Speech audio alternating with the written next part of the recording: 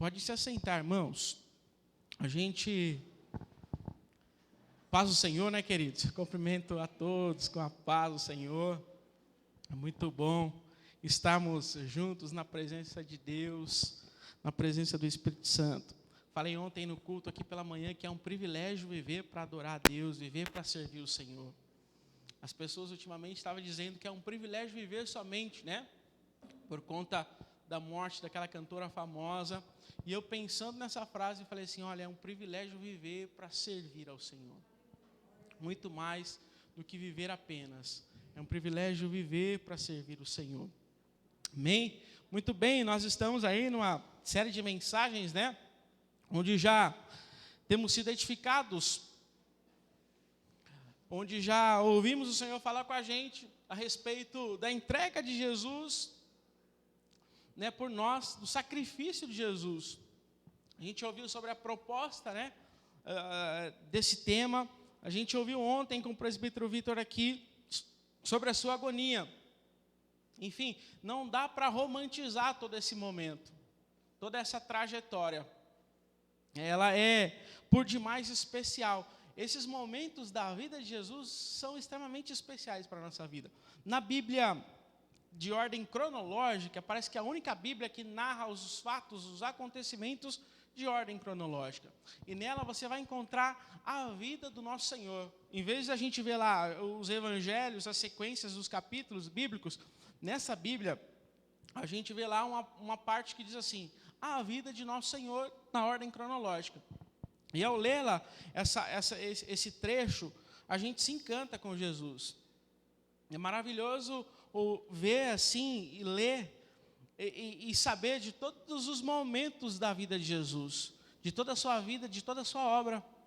E um trecho dessa Bíblia, né, que compõe a nossa Bíblia comum, é essa passagem de Jesus, esses últimos momentos, melhor dizendo, Jesus como homem na terra. Então, por isso, a gente tem falado sobre isso, sobre esse momento em que Jesus se entrega por nós, a fim de trazer uma forte reflexão e talvez avivar a nossa fé. Como eu disse no início, não é só para trazer um romantismo, como o presbítero Vitor disse ontem também. Não é só uma cruz bonitinha, enfeitada, desenhada, não. Não tem uma semântica romântica nisso tudo.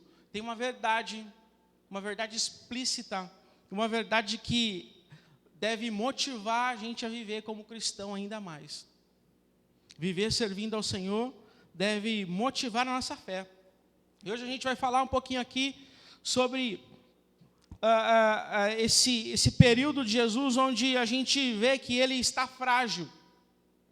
Onde ele já, depois de ser preso, depois de passar pelo julgamento, depois de passar pela agonia que nem ouvimos ontem, de todo aquele sofrimento emocional, nosso Jesus, o nosso mestre, depois de passar por todo esse período, vai passar agora por um período onde ele começa a caminhar com a cruz.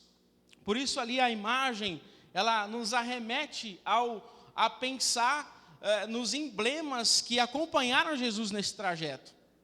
A gente olha ali os espinhos, a coroa de espinho, a gente olha ali os pregos, né, que foram inseridos em Jesus, e a gente vê a cruz, a famosa cruz, a cruz que não é só famosa, mas é a cruz que deve motivar a nossa vida cristã. Porque é uma mensagem de Jesus para nós, onde ele diz assim, olha, cada um deve pegar a sua cruz e seguir.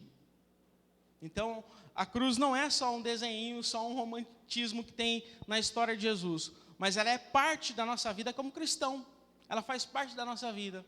E como sofrimento, talvez sim, mas ela é uma forte identidade para que a gente revele ao mundo quem nós somos, servos de Cristo Jesus. Nesse período, depois que Jesus passa, né, apresenta a proposta, se entrega por nós, sendo Deus, que ele não teve por usurpação, ser igual a Deus, e se entrega por nós para morrer pelos nossos pecados. Depois ele passar por esse período, depois ele passar pela agonia, que ouvimos ontem, ele agora, depois de ser julgado, né, pelos mestres da lei, pelos doutores da lei, ele anda um trajeto agora que é a cruz, que é a via crucis, ou a mais conhecida por nós, que é a via dolorosa. Ele está em Jerusalém nesse momento, depois de ser julgado, e depois do julgamento ele passa a viver instantes onde ele carrega a cruz até a crucificação, até o Gólgota. E nesse momento, nesse período onde ele pega a cruz e caminha até o Gólgota, ele tem uma mensagem para nós, que é a base da nossa reflexão. Eu queria que você abrisse seu coração como eu abri esses dias e pude perceber, como o presbítero Vitor leu aqui, onde é que eu encontro alguma coisa de interessante nessa passagem, dizendo que um certo homem chamado Cirineu, pai de Alexandre e de Rufo, passava por ali chegando do campo. E esse homem foi forçado a carregar a cruz. Então eu queria que você abrisse teu coração e a tua mente para que a gente compreenda junto aqui, nesse período de Jesus, o quanto nós podemos ser edificados. Como disse, é um período onde Jesus, depois de ser julgado, está com a cruz, carregando a cruz em direção ao Gólgota, para ser crucificado, conforme a profecia. E nesse momento de crucificação, Jesus, depois de ser açoitado, Jesus, depois de ser maltratado, Jesus, depois de ser, enfim, de todas as formas violentadas, Jesus passou por todas as formas de violências possíveis. Depois desse momento, Jesus pega a cruz em direção ao Gólgota. E tem um momento aí de Jesus na sua humanidade que ele não aguenta. Jesus está carregando uma cruz que não era dele, mas que era talvez a cruz pesada de todos os pecados da humanidade. Os historiadores vão dizer que a cruz de fato era maior que Jesus porque ela era para Barrabás, mas como o povo soltou Barrabás, essa cruz ficou para Jesus. Essa cruz era grande, essa cruz era pesada, essa cruz não servia em Jesus, em nenhuma das hipóteses, porque a cruz era minha e era sua. Porque o único que deveria carregar uma cruz, ser morto, era alguém que tinha pecados, e o nosso Jesus não tinha pecado. Mas ele carrega a cruz para que se cumprisse toda a profecia bíblica e recebêssemos o perdão de Deus, a salvação em Cristo Jesus. Mas isso vai arremeter a um outro sentido. Mas para que a gente entenda esse momento, esse período de Jesus, quando ele está carregando a cruz, o quanto foi doloroso para ele, o quanto foi cruel, o quanto foi sofrido para Jesus. A gente está falando de um Jesus humano. A gente não está falando aqui de um Jesus depois ressurreto, ascenso aos céus e glorificado nos céus e na terra. A gente está falando de um Jesus como eu e você, mas sem pecado. Um Jesus que sentia dores, um Jesus que sentia aflições, um Jesus que sentia agonia, um Jesus que era homem como nós, que passava pelas mesmas adversidades como a gente passa hoje no nosso cotidiano. Talvez a nossa vida, as nossas dificuldades não são comparadas às de Cristo e talvez nunca serão comparadas. Mas a gente está falando aqui de um Jesus humano. Então, para uma pessoa humana, todas essas dificuldades impostas a Ele trazem muitas dificuldades, trazem muitas dores, trazem muitas marcas, e marcas de agressões, de violência. Se a gente olhar todo o contexto bíblico, mais precisamente nos evangelhos, a gente vai ver que até o momento da crucificação, ou até a crucificação, Jesus sofre demais. Ontem a gente viu que ele, diante do sofrimento dele, ele chega a suar sangue. E isso é raro acontecer, mas pode acontecer. Quando chega uma pessoa a suar sangue, ela já teve uma hemorragia interna e todos os órgãos dela são paralisados. Então ela já morreu por dentro. Mas humanamente é possível acontecer. Quando a pessoa passa por uma grande aflição, por uma grande agonia, isso pode trazer o que nós conhecemos mais como infarto fulminante. Quando ocorre um infarto fulminante, é que ocorreu dentro de nós uma hemorragia interna. Algum órgão, mais precisamente, talvez o nosso coração, alguma veia ligada ao nosso coração estourou, e aí ocorre um infarto fulminante. E aí, se você vê a pessoa, se você não cuidar da pessoa como as pessoas fazem, leva para o hospital, faz todo aquele processo, você consegue perceber que nos poros das pessoas começam a sangrar. Então, Jesus estava nesse estado emocional e físico. Jesus havia passado por esse estado emocional e físico e agora ele estava caminhando para o Gólgota com uma cruz nos seus ombros. Aí que entra a história desse homem, Simão Cireneu, porque ele é de uma cidade chamada Cirene, que distava cerca de 1.500, 600 quilômetros de Jerusalém. E tem esse homem aparece num contexto quando a rainha de Sabá, ela se relaciona, tem contato com Salomão. Então esse homem entra na estirpe ou na linhagem do povo de Deus, dos judeus. Então esse homem não é por completo um desconhecido. Mas por que esse homem é evidenciado aqui no trecho que o presbítero leu para nós e que é a base da nossa reflexão? Porque nesse momento de crucificação de Jesus, quando ele está na cruz, indo para o Gólgota, todos o abandonam. Olha só, os seguidores, os discípulos, aquelas pessoas que ouviram de Jesus, aquelas pessoas que receberam os milagres de Jesus, aquelas pessoas que receberam a cura de Jesus, essas pessoas a gente vai comprovar aqui em Marcos, no capítulo 15, no capítulo 14. No versículo 50, depois que ele é preso, quando Judas entrega ele na mão dos soldados, ou quando ele se entrega para os soldados, a gente vê que no versículo 50 vai dizer assim, olha, então todos o abandonaram e fugiram. Entre eles os discípulos que estavam junto com ele ali no momento da oração no Getsêmani.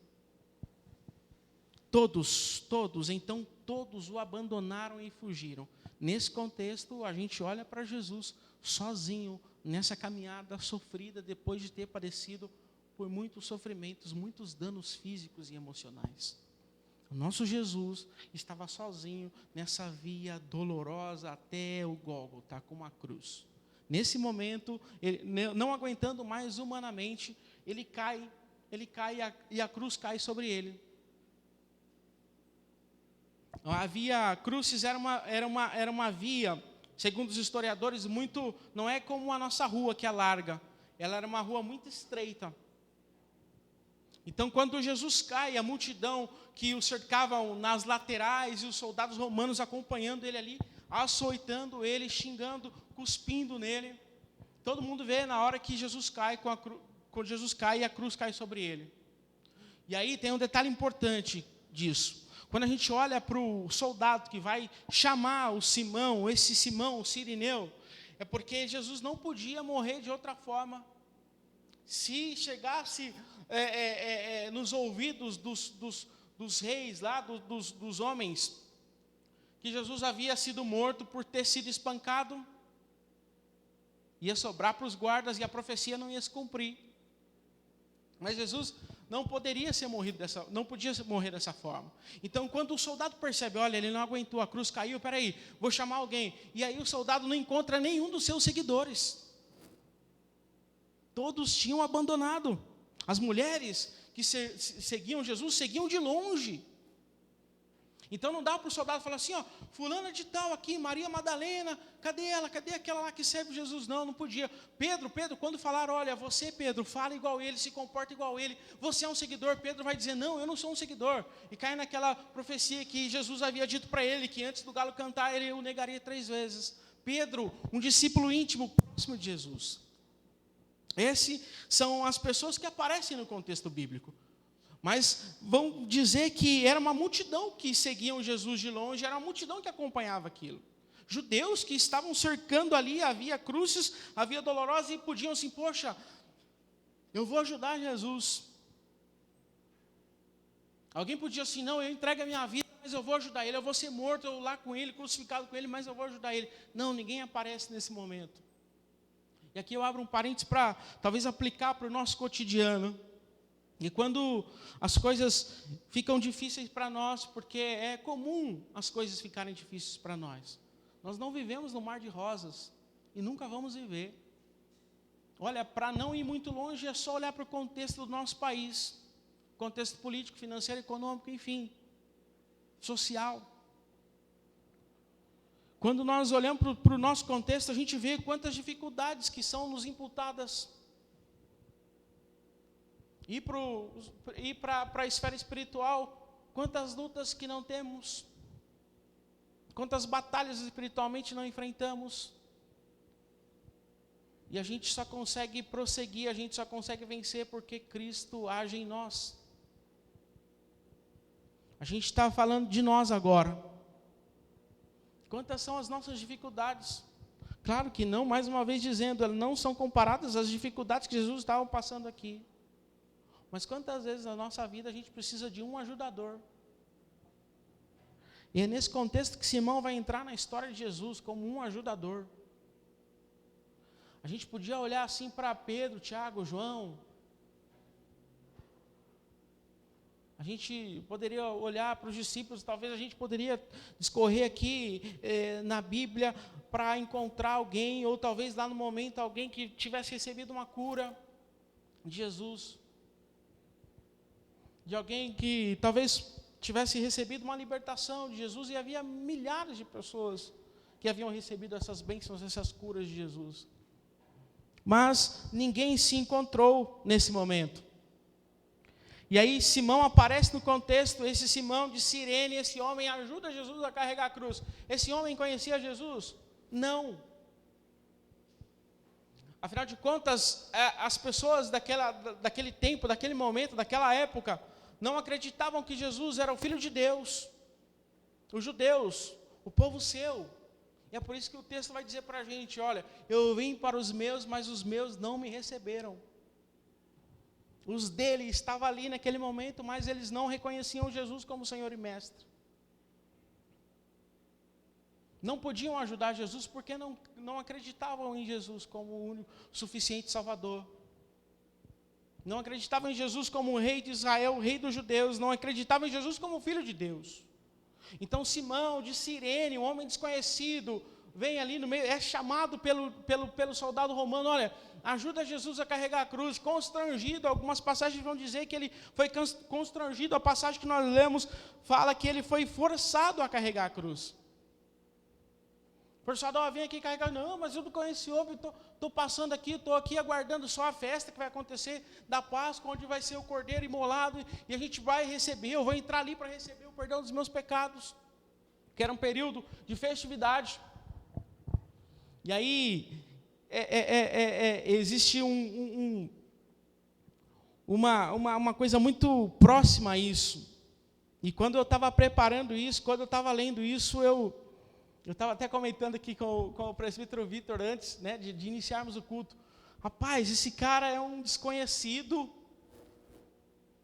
ajudando alguém muito conhecido, e tratava essa pessoa conhecida como um desconhecido.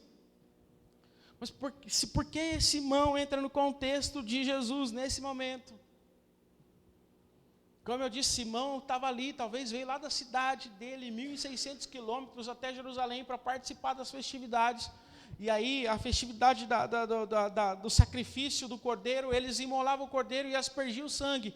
E quem recebesse a aspersão do sangue era perdoado os seus pecados. Você tinha os seus pecados perdoados, e Simão talvez estava ali para isso. Mas mal ele sabia que ele ia se deparar com o Cordeiro de Deus, que tira o pecado do mundo. Mal sabia ele, talvez ele ia ajudar o Cordeiro de Deus. Simão é o homem que, mesmo forçado, aceita essa proposta terrível de ajudar um condenado a carregar a sua cruz. Até porque a gente olha que Jesus inicia o seu processo de carregamento da cruz sozinho. Ele carrega a cruz por um determinado momento, uma determinada distância, mas ele não consegue carregar até o final. Na sua humanidade, Jesus se sente fragilizado pelos açoites, pela violência que tinha sofrido, então ele cai nesse momento, e Cirineu ajuda ele a carregar a cruz.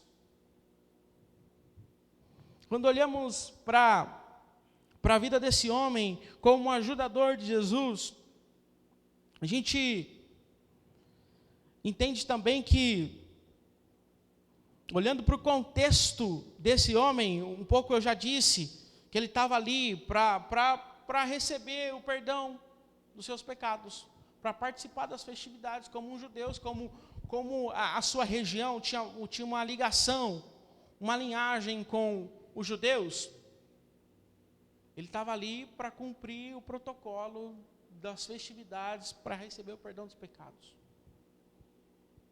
Até quando ele ajuda Jesus a levantar a cruz e colocar sobre os ombros, e hoje na Jerusalém histórica há um monumento exatamente no local onde Jesus caiu. E onde exatamente Jesus caiu, há um desenho nessa pedra que mostra Jesus e o Simão Cirineu. Ou seja, depois desse período, Simão tem a vida marcada pela cruz de Cristo. Hoje, todo mundo que vai para Jerusalém e que vai até esse lugar, onde os historiadores vão dizer que foi o lugar exatamente onde Jesus caiu com a cruz, e tem o desenho na pedra, onde aparece um homem atrás da cruz segurando, e esse homem é Cirineu, e hoje ele tem uma notoriedade, talvez até mais do que a Bíblia dá aqui para ele. Até porque a Bíblia vai ocultar depois a história de Simão, mas vai citar os seus 2 filhos, como é citado depois em Atos também, em Romanos, melhor dizendo, 16, 13, né? Capítulo 16, versículo 13. Vai citar Rufo, talvez com toda certeza, esses filhos dele foram cooperadores do Evangelho, então eles são citados ali. O texto vai citar também a mãe deles, mas vai ocultar nesse processo, nesse período, onde Simão aparece ajudando Jesus. Quando a gente olha para esse momento onde Simão ajuda Jesus a carregar a cruz, a gente olha para a humanidade de Jesus, o quanto ele estava fragilizado, depois de ter apanhado muito.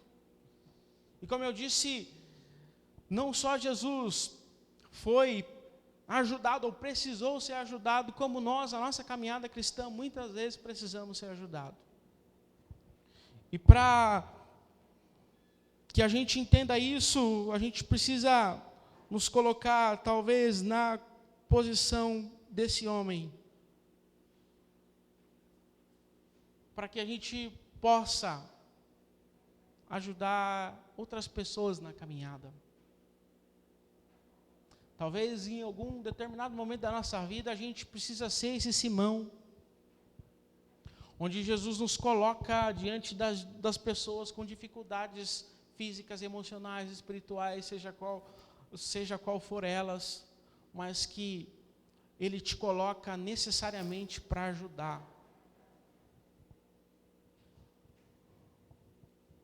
Olhando para esse contexto também, a gente olha para aquilo que causou na vida de Simão. Quem era esse homem desconhecido? Era um homem que estava ali para receber perdão dos pecados. Ele não recebe no momento em que abraça Jesus. Porque quando ele abraça Jesus, olha que interessante.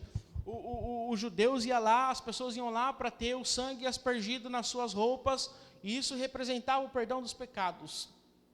Romantizando a história, emocionando a história, a gente olha para esse homem no momento em que ele se agacha e ele abraça Jesus para levantar Jesus.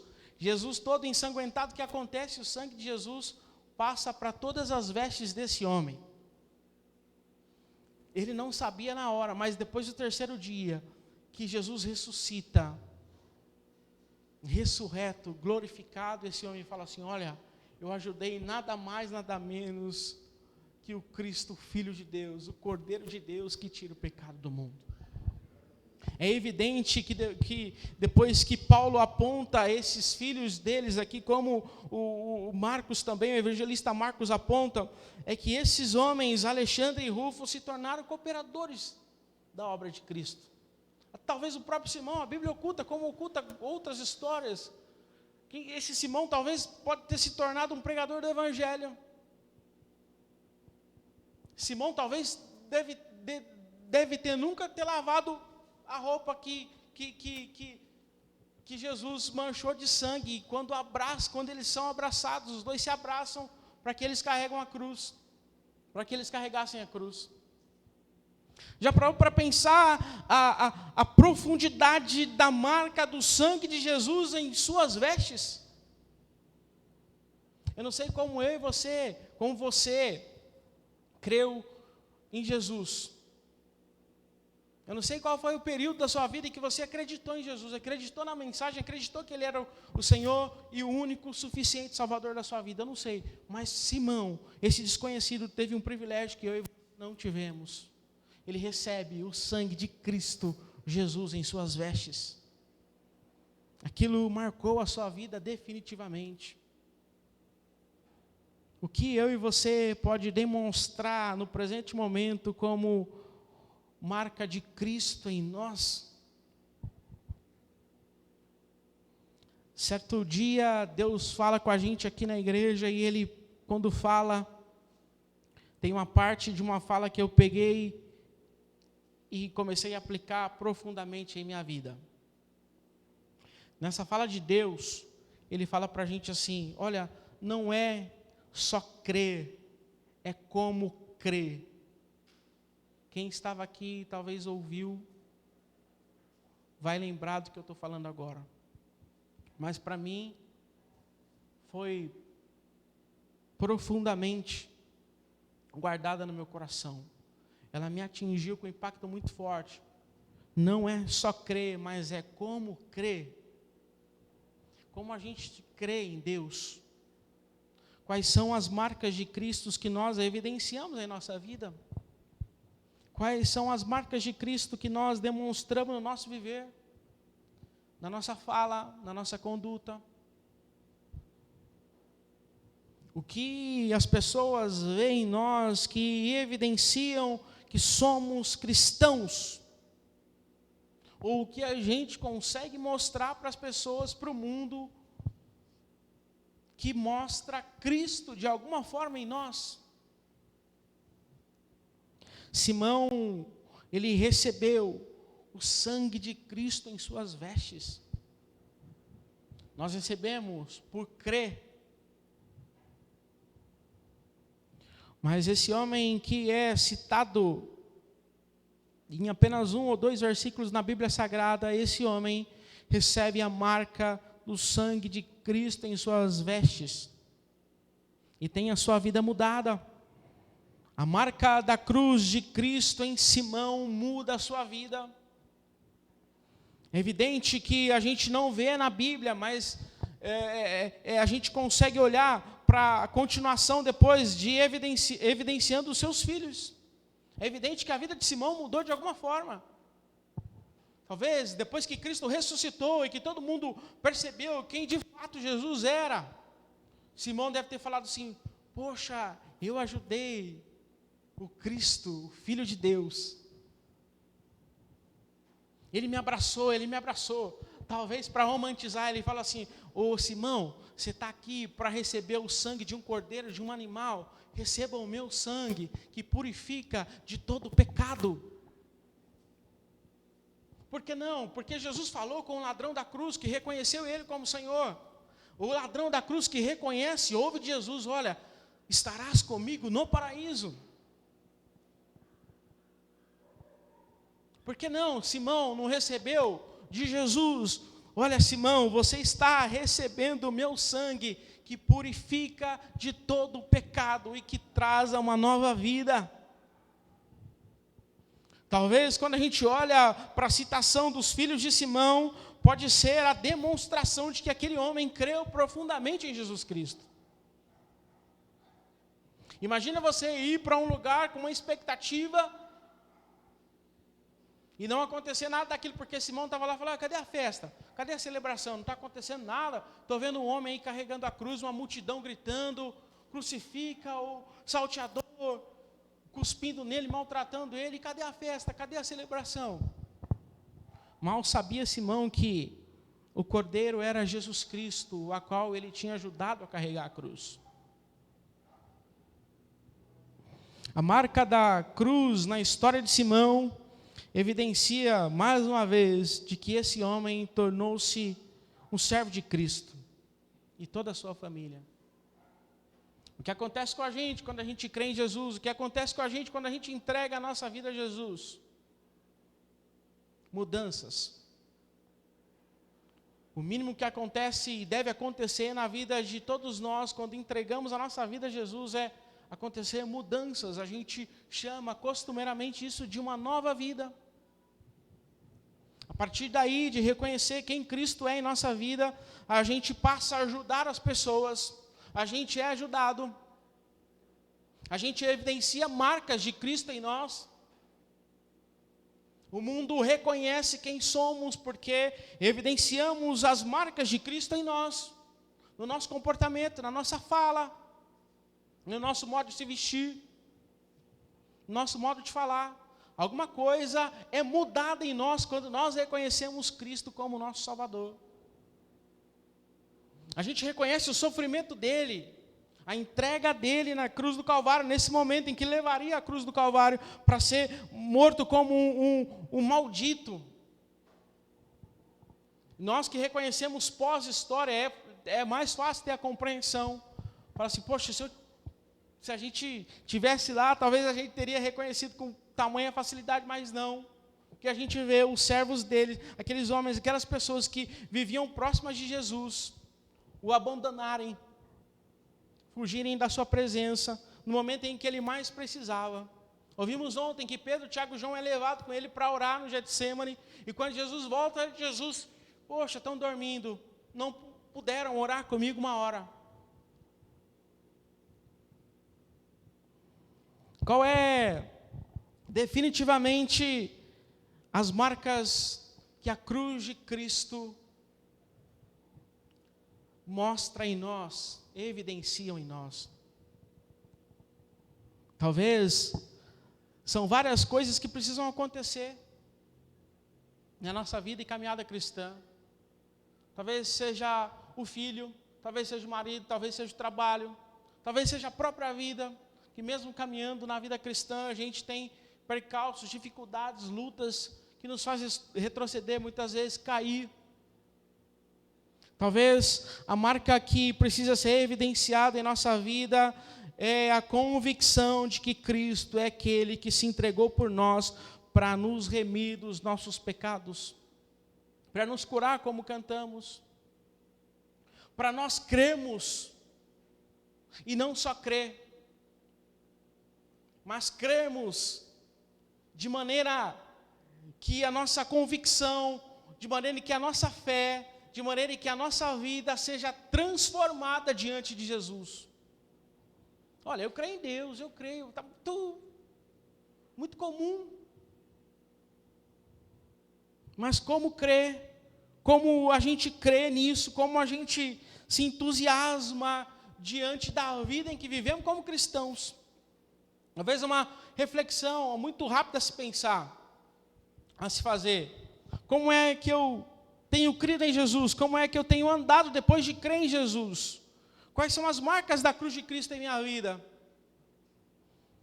A vida de Simão Cirineu nos chama a essa reflexão.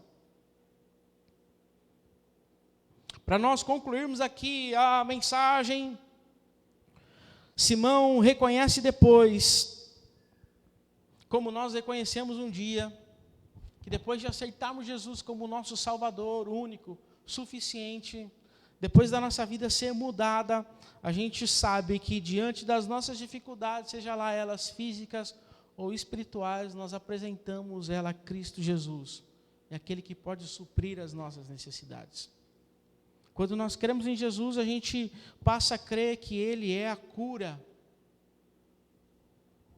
Quando a gente crê em Jesus, a gente passa a perceber, precisamos perceber de que Ele é a porta que precisa ser aberta,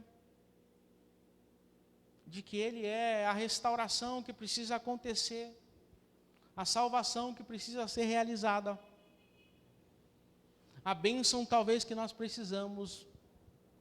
Quando a gente crê em Jesus, depois de reconhecê-lo como Cristo, o Filho de Deus, aquele que tira o pecado do mundo, aquele que perdoaria os nossos pecados diante de momentos tenebrosos, dolorosos, cruéis, é olhar para Ele, como o presbítero Vitor disse ontem para nós, sem banalizar a cruz, mas é viver uma vida de fato como Jesus quer que a gente viva. Não é só um objeto bonitinho, que a gente carregue talvez no pescoço ou deixa no carro, Nós acho que não temos esse costume, mas também não seria errado. Mas o que evidencia em nossa vida não é talvez a cruz vazia, e não talvez, ela não deve evidenciar mesmo, mas é uma vida transformada diante daquele que transformou as nossas vidas. Crer em Jesus é crer que o Espírito Santo intercede por nós com gemidos inexprimíveis, que o Espírito Santo intercede por nós até mesmo quando nós não conseguimos falar para Deus aquilo que nós precisamos falar. Crer em Jesus é crer que o nosso ajudador é o Espírito Santo. Como Jesus precisou ser ajudado nesse período de sua vida, nós precisamos muitas vezes de ajuda, ou às vezes a gente precisa ajudar. Está pegando? Às vezes a gente precisa ajudar, talvez a gente precisa ser o Simão aqui e Cirineu na vida das pessoas que precisam de nós. Isso evidencia claramente quem somos, os cristãos que somos. Que Deus nos ajude a compreender, que Deus nos ajude a viver essa convicção de que é Ele que nos ajuda em todos os momentos da nossa vida. Talvez a pergunta que Simão fez: quem é esse homem? Quem é esse homem que eu estou ajudando? Depois do terceiro dia que Jesus ressuscita, Simão vai saber que, olha, esse homem é aquele que andou sobre o mar.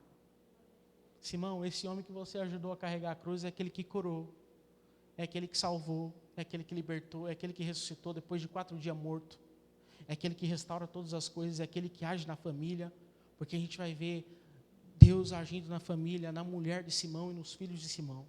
Tanto é que eles são citados depois. Crer em Jesus, mesmo que esteja nos momentos difíceis da nossa vida, em processos difíceis da nossa vida, é ter a certeza das respostas que vêm. As respostas vêm, os dilemas são resolvidos, as crises são afastadas de nós. E nós recebemos a ajuda do Espírito Santo por crer no Senhor somente. Vamos ficar de pé, nós vamos orar, em nome de Jesus.